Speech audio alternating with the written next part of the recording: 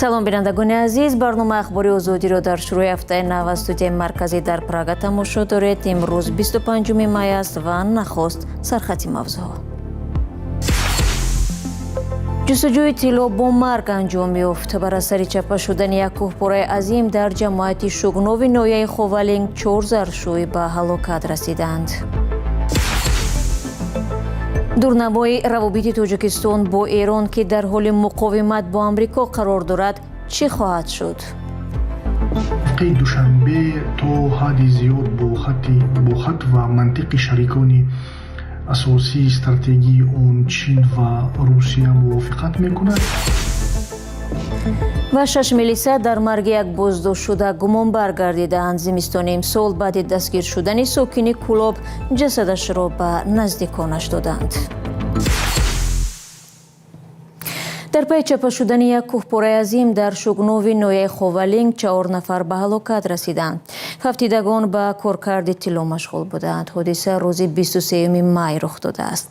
ду манбаи огоҳ аз ноҳияи Ховалинг дар суҳбат бо радиои Озодӣ гуфтанд ки 3 нафар аз ҳафтидагон сокинони ноҳияи Рӯдакӣ ва як кас аз шаҳри Бухтар мебошанд. ба гуфтаи манбаъ ҷасади 3 нафарро дирӯз ва ҷасади як тани дигарро ин субҳ аз зери сангрезаҳо пайдо карда барои ташхис ба маркази ноҳияи Ховалинг интиқол доданд. ба гуфтаи манбаъҳои радиои Озодӣ ҳафтидаҳо аз 19 то 42 сол доштанд. ин бори аввал нест ки ҳангоми заршӯӣ коргарон дар ин минтақа зери сангреза монда ҷони худро аз даст медиҳанд. дар ҷамоати шугнови ноҳияи Ховалинг яке аз конҳои бузурги тилло ҷойгир мебошад. дар ин ҷо дар ҳоли ҳозир 6 ширкат ба заршӯӣ машғуланд. аксари кормандони ин ширкатҳо аз дигар шаҳру ноҳияи кишвар барои кор меоянд. маъмурияти президенти Амрико Дональд Трамп таъкид мекунад ки Вашингтону Теҳрон барои расидан ба созиши ҳастаӣ хеле наздик шудаанд, вале ҳанӯз ҳам баъзе нукоти муҳими ин санад ҳалли худро пайдо накардаанд. ба қавли як мақомдори амрикоӣ ки нахост номаш ошкор шавад, тахминан 90-95% масъалаҳо ҳал шудаанд. ин манбаъ афзудааст ки созиши нав аз созиши ҳастаии давраи раиси ҷумҳурии президент Барак Обама фарқи ҷиддӣ дорад. Дональд Трамп дар соли 2018 имзои кишварашро аз ин санад боз хондааст. ба ваҷҳи умум дар музокирот талаби асосии Амрико таъмини равои бидуни маҳдудият дар гулӯгоҳи Ҳормуз, даст кашидани Эрон аз тавлиди силоҳи ҳастаӣ ва маҳв ё худ таслими 440 килограмм урани ғанӣ гардонидашудаи ҷумҳурии исломӣ аст. мақомдорони амрикоӣ аз эҳтимол дур намедонанд ки агар музокироти дипломатӣ ба натиҷае нарасад, Вашингтон амалиёти низомӣ зидди Эронро аз сар хоҳад гирифт. аз оғози низоъ дар Ховари Миёна, Тоҷикистон аз Эрон ҳимоят намуда ба тарафдорӣ аз ҳалли дипломатии он ҷонибдорӣ намудааст. оё чунин мавқеъгирии Тоҷикистон боиси сардии равобит бо мамолики ғарбӣ нахоҳад шуд?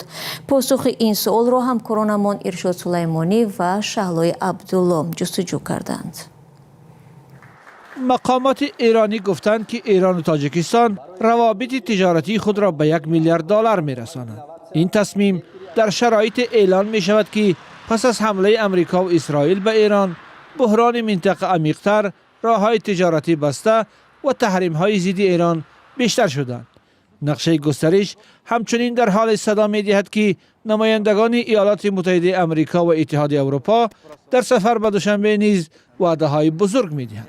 چین خواستار همگرایی بیشتر شده است و روسیه میگوید در پس منظر جنگ ایران روابطش با تاجیکستان معنای ویژه کسب میکند. چرا؟ از بس که تاجیکستان کشور کلیدی ژئوپلیتیکی منطقه نیست، اما دارای عامل‌هایی است که اون رو با یکی از عنصرهای مهمی در امنیت منطقوی میتوان ارزیابی کرد. موقع دوشنبه تا حدی زیاد با خط و منطق شریکان اساسی استراتژی اون چین و روسیه موافقت میکند که اونها با حفظ نفوذ ایران در خاورمیانه همچون موازنت با نفوذ غرب منفعت دارند. خرامف بر این است که تاجیکستان در این زمینه می تواند همچنین مسیری علاوگی لاجستیکی و سیاسی برای تقویت همکاری‌های اقتصادی، رساندن یاری‌های بشردوستانه و حتی عنصرهای همکاری‌های نظامی و فنی میان تهران و طرفدارانش باشد. اما تحلیلگری دیگر قاسم بیگ محمد میگوید دوشنبه هرچند تنها کشور فارسی زبان آسیای مرکزی است، حساسیت‌های کشورهای دخیل در نزاع را نیز به نظر میگیرد. تاجیکستان از منظر منافع ملی خود، از نگاه منافع هویتی و تمدنی خود هیچ اقدامی نکرده است که باعث ناراحتی قدرت‌های جهانی عبارت از روسیه، چین یا امریکا بشود.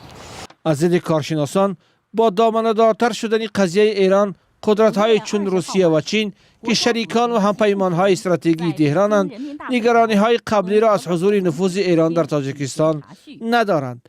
اما امریکا و اتحادیه اروپا که از یک سو به معدن‌ها و ذخیره‌های آسیای مرکزی را آوردند و از سوی دیگر در قضیه ایران طرف هستند، چه رویکردی نوی با تاجیکستان خواهند داشت؟ اگر نگاه امریکا نسبت به تاجیکستان منفی بشود، به صورت کلان منفعت‌هایی که در جهت در سمت و سوی آسیای مرکزی دارد آسیب پذیر خواهد شد.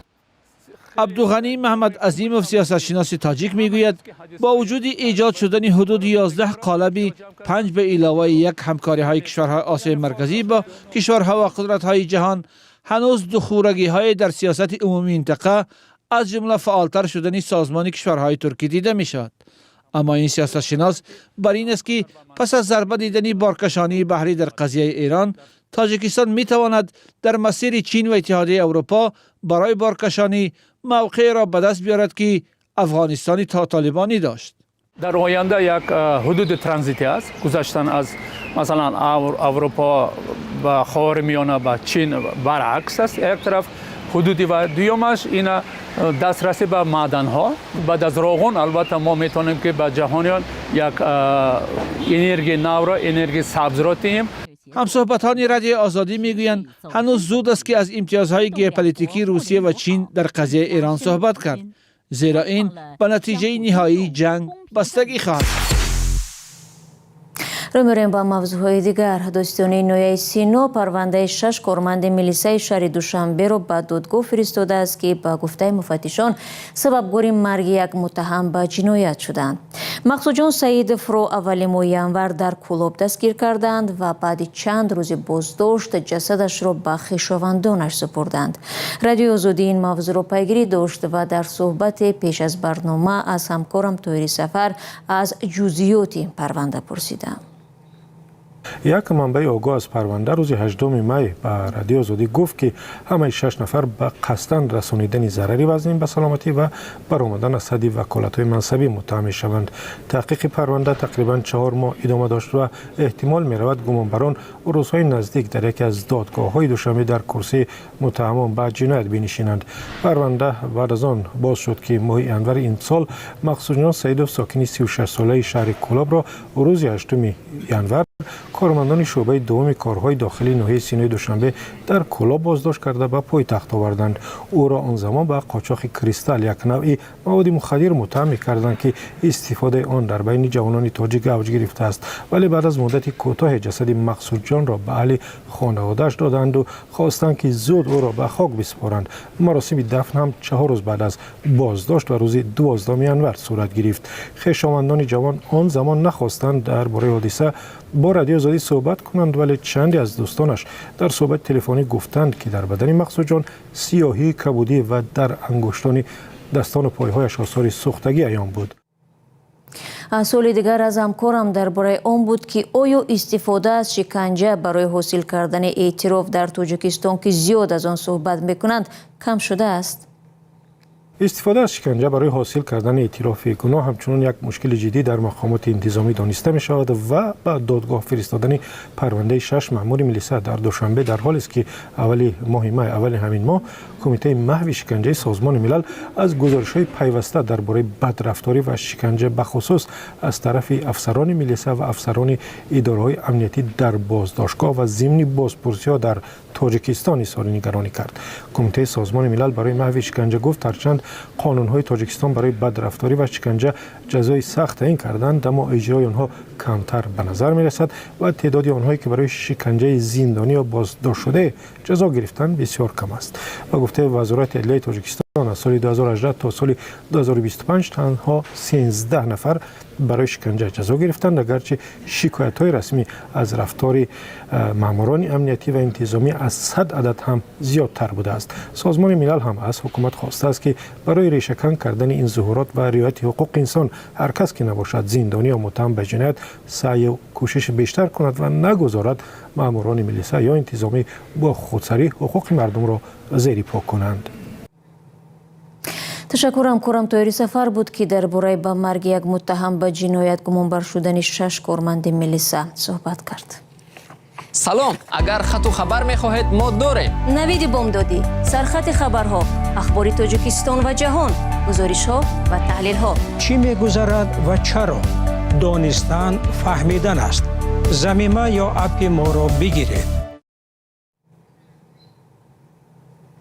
گزارش نوبتی برنامه اخباری رادیو آزادی به جام جهانی فوتبال بخشیده شده است که سر از 11 ایون در آمریکا، مکزیک و کانادا آغاز می‌یابد.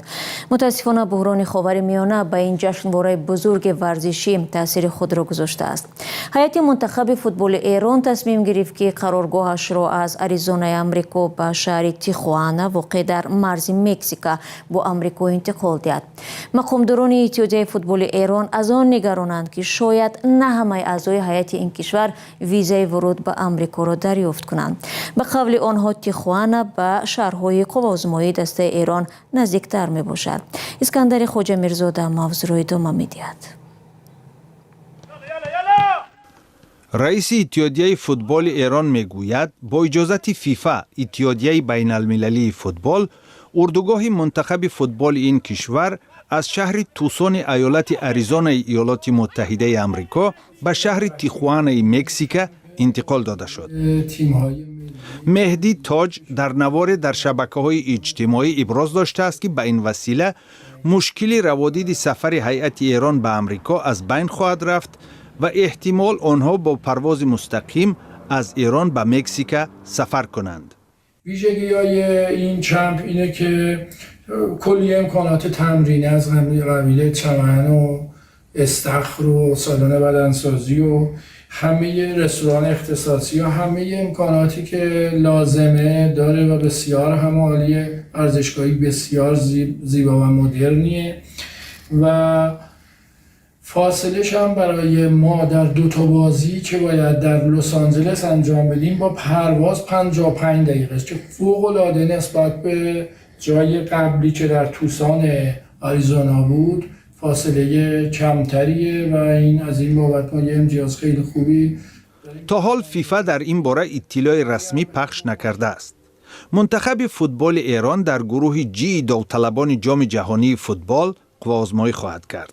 ابتدا در تاریخ 15 ایون دسته ایران با فوتبالبازان زلندیای نو در ورزشگاه شهر لس آنجلس ایالت کالیفرنیا، سپس 21 ایون باز هم در همین ورزشگاه لس آنجلس با منتخب فوتبال بلژیم روبرو شده. بعد از آن 26 ایون در شهر سیاتل ایالت واشنگتن با دسته منتخب مصر قوازمایی می کند.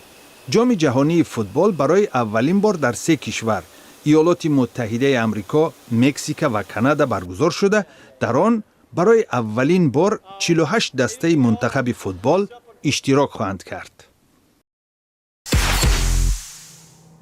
و مقامات انتظامی در ناحیه دنغره یکی از کارمندان شبکه تقسیمات برق ناحیه را با اتهام فریب مردم و زیان رساندن به این مؤسسه دستگیر کردند. زیان 30,000 سومانی حساب شده است. حالا این ناظر سابق به ساختکاری و تغییر دادن اطلاعات کامپیوتری متهم می شود. جزئیات این خبر را در وبسایت ما پیدا کنید.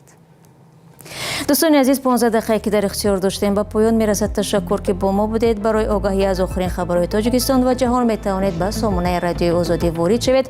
همچنین مطالب نو ما را از صفحه های شبکه‌های اجتماعی اینستاگرام، تلگرام و تیک تاک و فیسبوک هم پیگیری کردن امکانیت است. خود را احتیاط کنید عزیزان و خدا نگهبانتان.